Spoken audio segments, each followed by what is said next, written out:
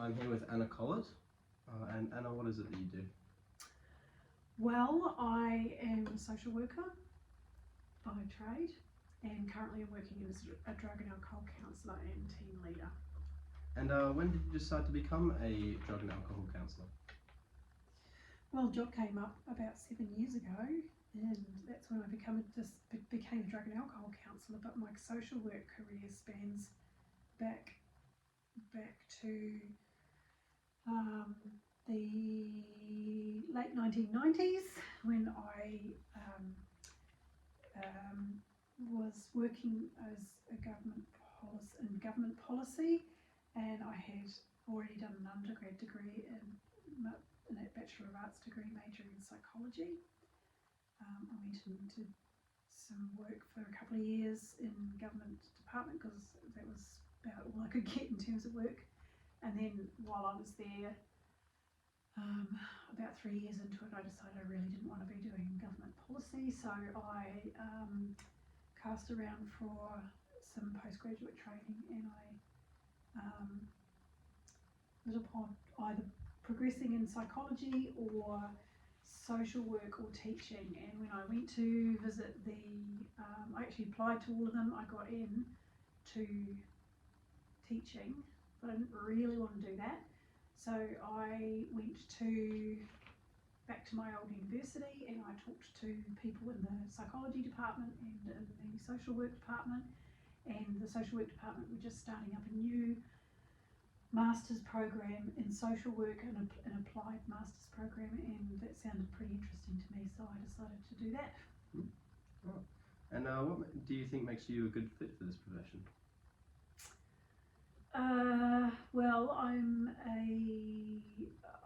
was told, I was thinking about this the other day, I was told by one of my English teachers in high school that I was a good communicator, that communicating was one of my skills, and so I didn't think about that at the time, but kind of looking back, I think that I do have some good abilities in communicating, particularly strong in written communication. Yeah. And what do you think is important about your work? What's important about my work? What isn't important about my work? Well, drug and alcohol counselling, it can be really important for people who feel like they're being supported when they're thinking about making changes to their drug or alcohol use. And the work that we do isn't just about drugs and alcohol, it's about mental health. We have dual diagnosis work, so that mental health and substance use and alcohol usually go hand in hand. And so what's important about the work is that we provide an opportunity and a space for people to explore what could be something different about their lives, that they may not be able to access by their current group of acquaintances or friends or family. And what values would you say are important to you about this work? I think it's really, some of my values are around integrity and service and commitment, and I think those things are really strong values in the work that I do. I think they're a good fit. Our organisation has values around transparency, self-determination, client focus, and accountability, and I think those fit really, really well within the work that we do. Did you ever doubt your ability to be a social worker? Oh yeah, often. Yeah, I probably doubt my ability to be a social worker on a weekly or daily basis. Just little things, people who kind of get into this kind of area tend to have fairly high what you call a schemas around having very high expectations of performance of themselves, and I think that we can feel like we're falling short often. And so, because the work sometimes feels like, it's a drop in the ocean, and there's always more to do, and you could always be doing more. more for people. And so when sometimes there's this really great need that people have, sometimes it can feel like we are so limited in what we are able to do. What would you say would help you feel confident that you are making a difference in helping? Well, it's normally when people give feedback, like clients give feedback about that. That for me is the gold standard of when I'm doing a good job. You know, people say, I've really appreciated what you've done, or they don't necessarily articulate it, but you can really you can look back and see that progress that they've made. You can go, wow, I remember when I first met you and you were doing this and life was chaos, and now here you are. You're either studying, got a job, got a house, you're stable, things are really happened for you. So that is, it's that client feedback, I think, that is really that helps to create that confidence and feeling of competence. And would you say that there were some difficult aspects of developing this career? Absolutely. Difficult aspects of developing in the career are that, particularly in social work, there's not really much in the way of progression. You start out as a new grad social worker, you probably might advance a couple of pay scales if you're lucky, but you don't really change. The job doesn't really change unless you specialise in some area, or you maybe head into private practice, develop clinically that way, or you head into a leadership role around management. And so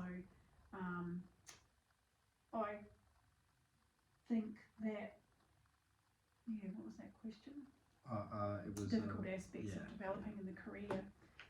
Yeah, and I think also, some real industry hazards are around burnout and vicarious trauma and compassion fatigue, where you just kind of feel like you've had enough of hearing trauma, about people's trauma and their difficult lives, and it becomes really, really hard. It becomes a real struggle to kind of separate yourself from that. I think it's a really human response, though. Would you say that this your line of work now is very different from what you imagined it to be? When I started, I think when I started, I had this idea that social workers were real bloody, social justice heroes and could really make important changes for people. And I think now, when did I graduate? In 2000, so it's been 24 years. I did have a bit of a break for raising kids, but yeah, I've been a social worker for probably about 16 years, and I think when I started out I was feeling pretty idealistic and pretty confident and pretty passionate about things. I remember going for an interview for one of my first jobs and seeing people walking out of the office and thinking, wow, they're social workers, that's what they look like. But now I kind of think, wow, it's sort of, the reality is pretty different. And some social work jobs can be very admin heavy, particularly in kind of government organisations. You can basically just feel like you're sitting in front of a computer all day long, and you're just reporting, or you're writing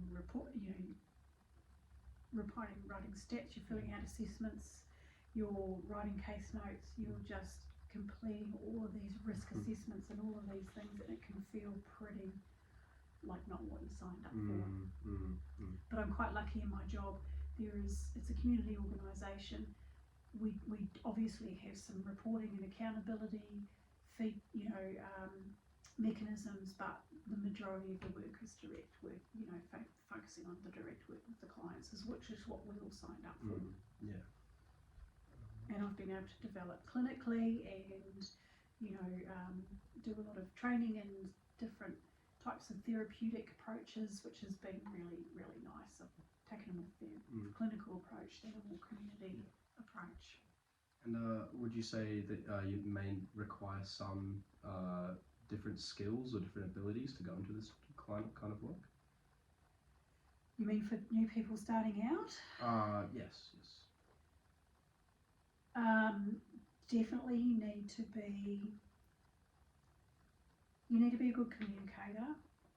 You need to have a really good self-awareness around when you're struggling. You need to be able to ask for support and help when you're struggling. You need to feel like you're working in a workplace which does encourage that, rather than not just trying to carry the responsibility for everything you're doing yourself, because in some of the jobs, the workers, social workers, psychologists, counsellors, they carry a lot of risk. And I think when we're in these jobs, we live in there's a slight constant fear always in the back of our mind. What if something goes really wrong? Like if you're working in child protection, for example, the worst thing that can happen is a child could die on your caseload, and then you've got to be answerable as to how that could possibly have happened. Like, what didn't you do? What did you miss? What did you do that really stuffed up the engagement, or things like that. So psychologists and counsellors are the same. There's this constant fear at the back of the mind if you're working with adults, around the risk being high around suicide, or even violence towards others, risks to the community, and we have to carry that risk. We have to, which is why it's really, the admin side of things is really important. You have to actually kind of show you're working with every professional decision that you make. So you have to be able to communicate that in your notes. Why did I decide to do that and not that? Why did I not decide to safety plan with that person? Why did I, that? So I think you have to be a really good communicator. You have to be, I wouldn't say thick-skinned, it does help, but you also have to be able to tap into that essential empathy that you bring as a human being. You have to be, you have to have this nice balance around that stuff. So you need to be able to look after yourself, and you need, in order to be able to do the work for other people, and you have to know when you're not doing well, and you need to be able to seek that help support for it. Otherwise, you are no good to anybody. Other skills are around, you need to be pretty well organised. You need to be able to get your work done. You need to be a bit of an influencer, and I don't mean like a social influence, media influencer. I mean like someone who can convince people with resources to that your client has the need for the resources and has a eligibility for them. So someone with some kind of high charisma sort of thing helps. And I think it really helps to be a predominantly quite positive person, like a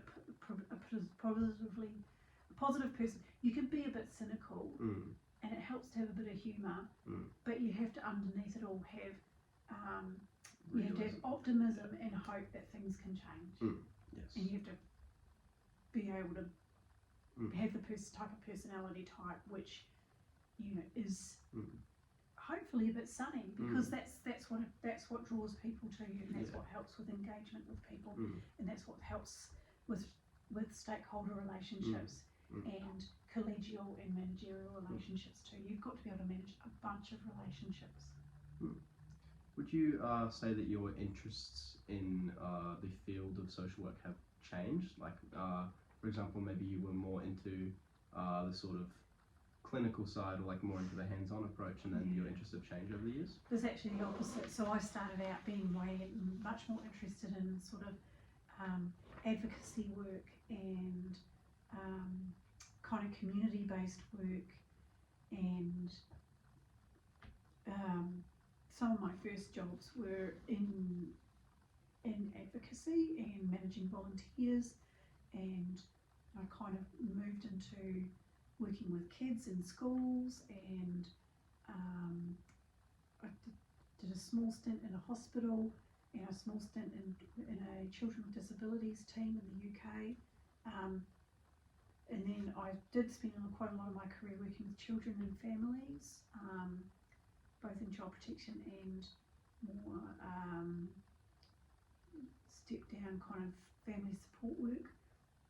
But I really like working with adults, and I really like working with alcohol and drug work. I think it definitely has its moments. It has its really tough moments, because the risks with using too much drugs and alcohol obviously is that people sometimes die.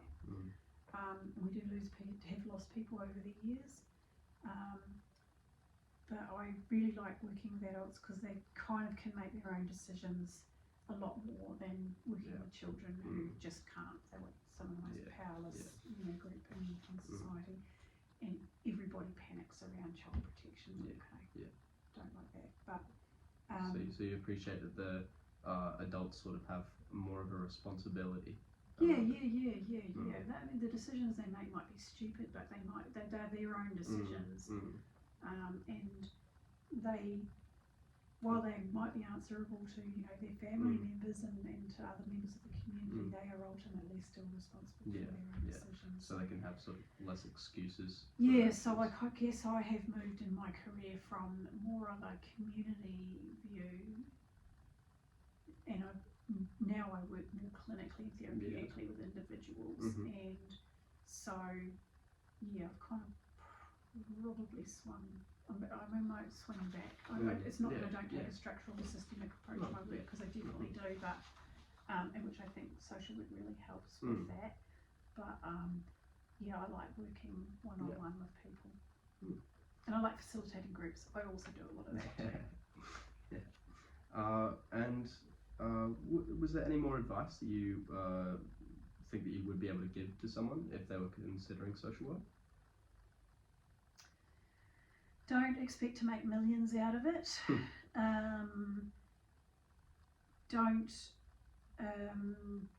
give more than you.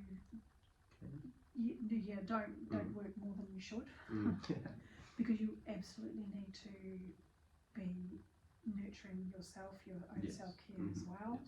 It's really easy to get sucked in to wanting to just save the world and wanting to work really, really hard for people.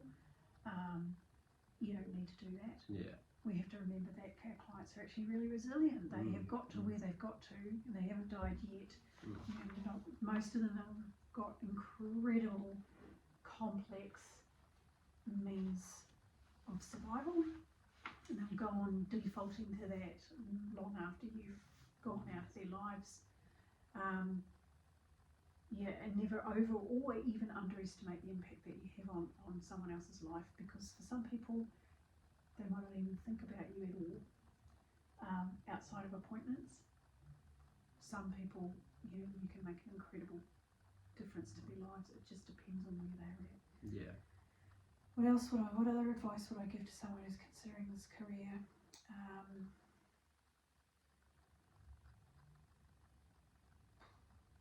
You're going to go through a process of incredible growth in self.